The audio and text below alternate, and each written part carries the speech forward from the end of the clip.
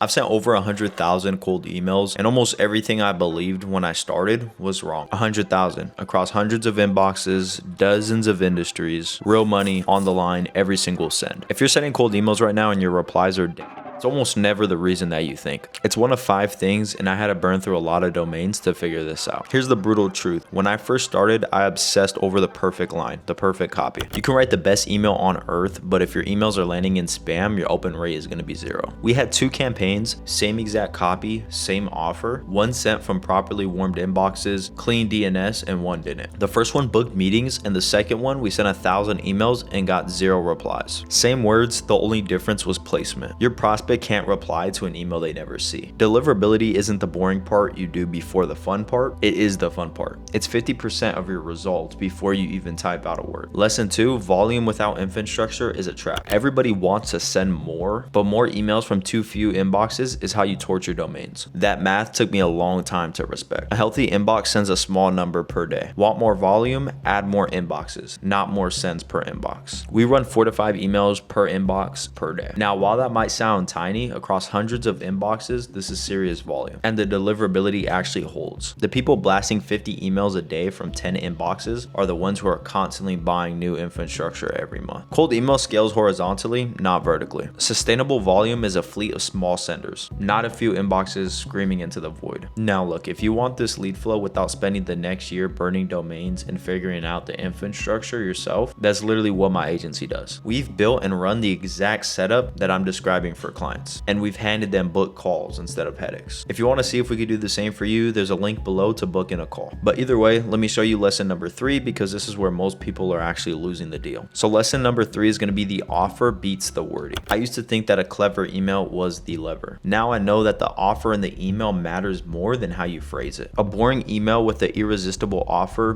beats a beautiful email with a weak one every time. We'd A/B test copies for days and get tiny lifts, and then we change what we're actually offering. A clearer outcome, less risk for the prospect, and the reply rate would double overnight. The words barely moved. The offer though moved everything. People don't reply because you wrote well. They reply because you offered something they want with low risk to them. Fix the offer before you touch the objectives. Lesson 4 is going to be shorter wins and the follow-up closes. 2 lessons that travel together. 1, short emails beat longer ones, almost without exception. 4 to 5 lines, 1 idea, 1 ask. 2, the first email rarely gets the reply. The follow-ups do. Our highest converting emails read like a text from a busy person. No headers, no bullet points, no walls of text. And then we look at where replies actually come from. A huge chunk land on email 2 and 3, not email 1. The people who quit after 1 send are leaving most of their meetings on the table. Follow-up respects reality because most people are busy and they're not able to get to your first email. Persistence with a short, polite nudge is quietly the highest ROI thing that you can do in cold email. Lesson 5, the list beats the copy. Here's one thing that stings. The single biggest factor whether a campaign works isn't the writing at all. It's who you send it to. You could send the right message, but if you're sending it to the wrong list, it dies. An average message to the right list actually books calls. We've taken the same exact email, sent it to sloppy scraped lists, and got no replies. Then sent it to a tight, well-targeted, verified list in the same niche, and we watched the calendar fill. The copy never changed, but the targeting did. This is hard to hear because targeting is unglamorous. Nobody brags about list building, but relevance is the whole game. The best personalization is sending a relevant email to someone who's actually relevant too. So that's what 100,000 cold emails taught me. Deliverability first, scale with inboxes, not blasts, fix the offer, keep it short and follow up, and obsessed over the list. Now, if this video brought you value, I post cold email content weekly. If you have any questions, feel free to drop them in the comments below. But other than that, I'll catch you guys in the next one. Peace.